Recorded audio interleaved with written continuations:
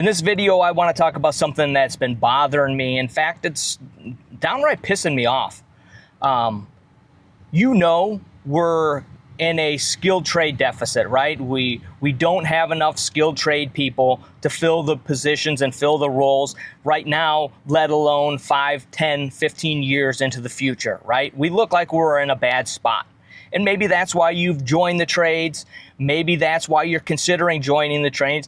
It's a potential for a long-term position and along with a lot of other benefits, right? But what's bothering me is that there's a nefarious or maybe well-intentioned group of people that are trying to take advantage of this situation. And unlike me and you, who either are considering or strapping on a tool apron every day and braving the elements, whether it's the hot or whether it's the cold or whether it's the rain or whatever other challenges we have to face on a daily basis, rather than serve the industry that way, they've chosen to serve the industry by sitting at home and enjoying the air conditioning and the heat in the winter and making TikToks and making YouTube videos. So why do I have a problem with that, and why does it bother me so much? Well, when I've watched a few of these videos, it hit me pretty hard that what they are saying is a lot of BS. And I don't think that's cool. I'm hearing everything from how much money people are going to make to where they should go to school to after 4 years in the industry, you can start your own business and you'll become a millionaire. That one might be my favorite. But why does it bother me so much? Because when you are getting into this industry, you need a firm foundation. And a firm foundation is based on honesty. You need to know what you're getting into.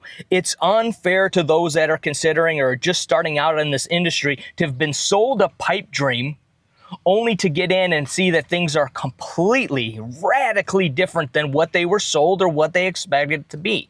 And I think that's wrong. I am so excited, and I'm going to do a video here in the future about the tail end here and Gen Z getting into the industry and Gen Alpha coming after that.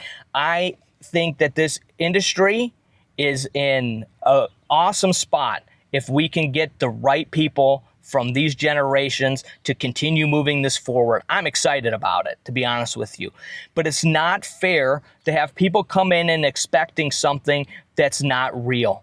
And when you come in and expect something that's not real and that's not what shows up and that's not what you get, what happens? People are more likely to quit. And having people becoming a revolving door in this industry does not help anybody. So what's my advice if you are thinking about getting into this industry? I would say this. If you're thinking about getting into HVAC or becoming an electrician or an iron worker or a carpenter or a plumber or whatever skilled trade, because sometimes it seems like a lot of us, something just clicks. Either a neighbor did one of those things or a father-in-law or somebody, or sometimes it's just one of those things pops in your head and seems like the right one. And that's great.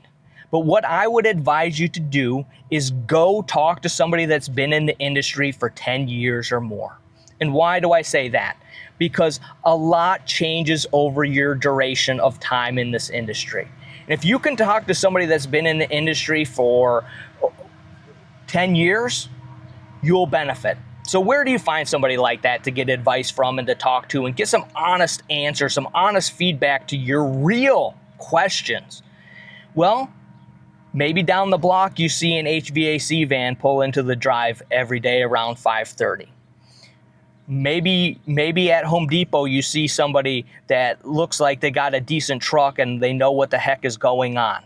Maybe go down to your local union hall for the plumbers or for the mechanical or whoever it is and just ask some questions. Write down a list of questions before you go in. Maybe there's a company that's been in the neighborhood or that you know some people have worked for that have really done well. Maybe set up a date where you could go to the office there and talk to somebody and get some real answers about what it looks like, how you advance in the industry, what the expectations are, where they've seen people fail in the past. So that when you get in, you can hit the ground running, that you can start out your career with a firm foundation. And that means everything. I was very blessed getting into this industry. My family's been in this industry for a long time. I'm a third generation union carpenter here in Chicago. If I had questions, I had people I could go right to and ask. It made it very simple.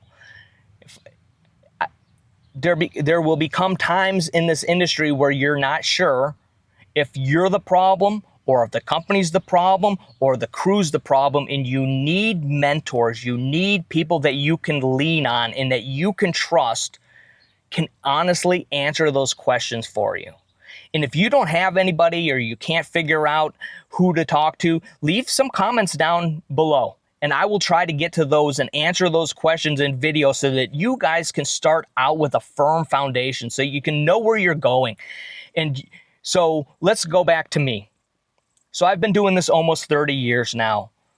Do I think I was a fool to get into this industry? No, I knew what I was getting into, right? I had family in this business. I have had family in this industry for a very long time. I knew what I was getting into. Have I always enjoyed it? Has it had its ups and downs and its rough points? It sure has. But at the end of the day, with almost 30 years now, I can honestly say I love it. I cannot imagine myself doing anything else. I love the banter back and forth every day. I love the constant challenges that keep me on my toes and keep me trying to think 2 or 3 steps ahead. I enjoy the fact that this industry and my knowledge and my skills have put food on the table for my family, have put a roof over our heads, have allowed us to do some cool things and to go some cool places. And it also opened up opportunities for me. For a time, I was been a superintendent, both for a general contractor and for millwork companies. It opened up opportunities to run work. It opened up many different opportunities to do things like this because I've got the experience. So do I think it's a foolish move to get into the trades? Not if you're getting in for the right reasons. Not if you're certain and have the answers to the questions that you have, and that you're not just leaning on somebody that absolutely knows nothing to guide and direct you to going in the right direction. So again, if you have questions, if you want some help figuring this thing out so you can get in and you can hit the ground running and you can succeed, ask some questions down in the comments below. Until then, subscribe if you would. One thing that I really want to do with this channel once I get the studio built out, and hopefully that'll be coming in the next couple months, is interviewing apprentices from around the country, to their experience, to what's going on, so that we as an industry can understand this younger generation better, so we can better cater to you guys, so we can better help you out, but also so that those following behind can get some real advice, can hear what's really going on so that they are prepared the moment they walk in that gate. So again, subscribe, comment if you want, and that's all I got. Get back to work.